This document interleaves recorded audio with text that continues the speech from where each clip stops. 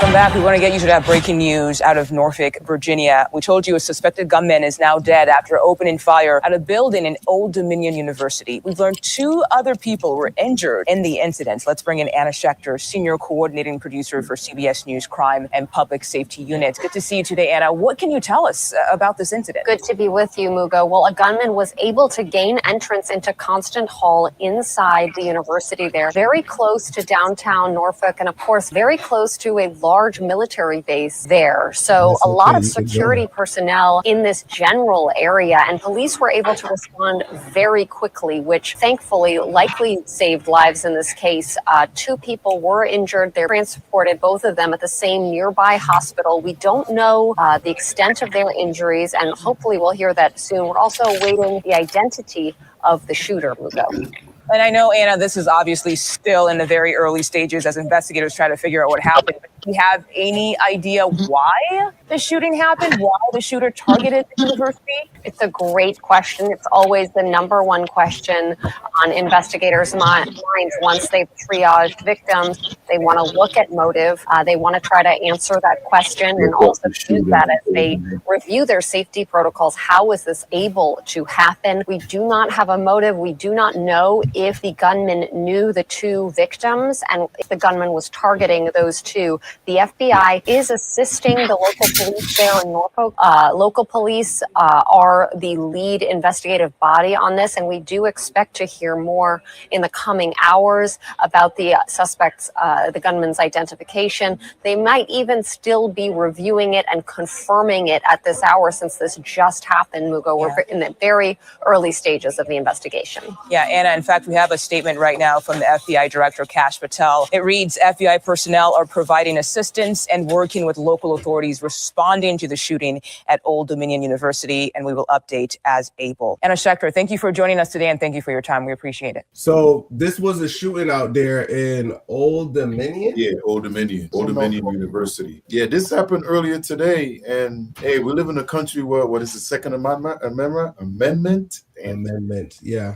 I'm surprised. You know, when these things happen, I'm surprised there aren't more people around. We have so many in this country. A lot of this comes down to mental health, man. There's a lot of people out there that's looking for suicide by authority or police or whatever you want to call it. They pick the easy way out. It's what? One was unalived. I think 1 injured. Seems like the dude who perpetrated it, he's the only one that is unalived. Yeah, because two were injured. So yeah. But I'm wondering, was that self-inflicted or? I think he was neutralized. Okay. They responded pretty fast. Now, I was thinking about what you said in terms of, more people not having pew-pews around. And, it all comes down to law-abiding citizens. You can't carry nothing on a campus unless you are security or police. And then, of course, criminals don't follow the rules. So they get to go in places like this where they got free reign to do what they want to do. So I'm glad that, the amount of people who are injured is minimal versus how you usually see with these mass things. So I like what you said. One of the things I would say is, I don't think these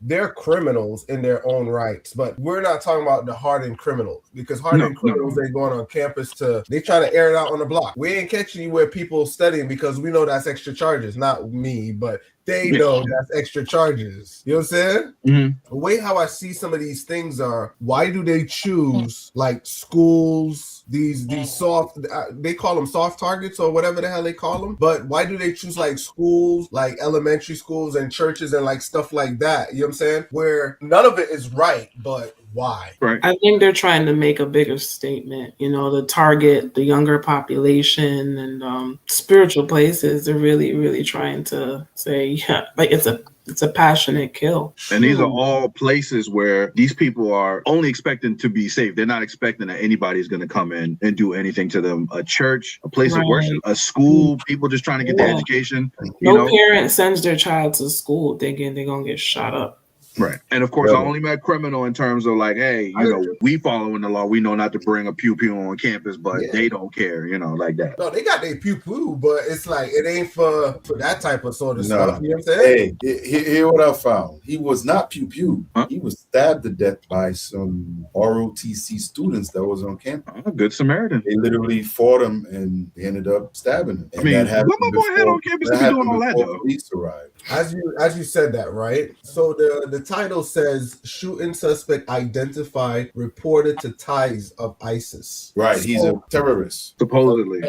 Supposedly, right? The question then becomes, with what happened in Iran, right? Is this inspiring a lot of people to do these things? Because before it was only 1 and 2. Now, does he have ties to Iran? Well, it's saying ties to ISIS. He was an ISIS supporter. I think he got arrested or something like that. Yeah. I heard.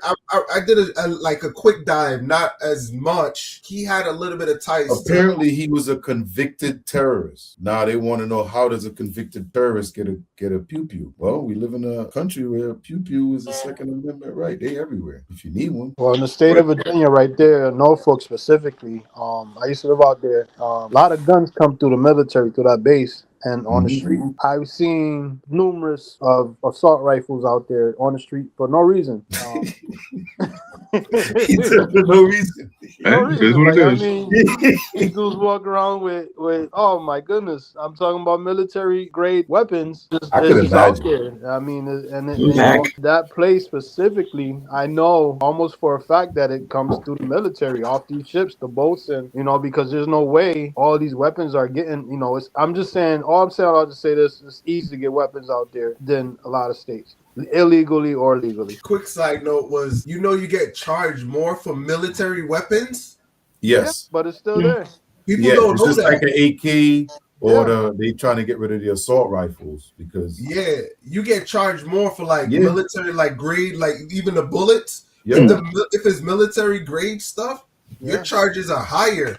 I'm like, what? It's like, you get charged higher. With somebody with that type of motive, all of that doesn't even really matter. If they're going on a spiritual or religious journey or just anti-America, doesn't matter to them. Like, right. They're just trying to do that's their sacrifice. That's their sacrifice. Exactly. They're trying to martyr themselves. Yep. Yeah. And when you said how many people, there's not too many civilians around with pew-pews, they're going on, innocent people. They're not preying on the people in the street and stuff like that. They're not going for a fair gun fight. They're going to do a massive kill for their purpose, whatever it's religion or just anti-America. It basically become like a Grand Theft Auto situation where they just go out there and they start doing things till the popo show up. Yeah. And depending on where they are, they get the popo to do the unaliving. Believe that they're really doing either their country or God a service by doing stuff like this. Mm-hmm.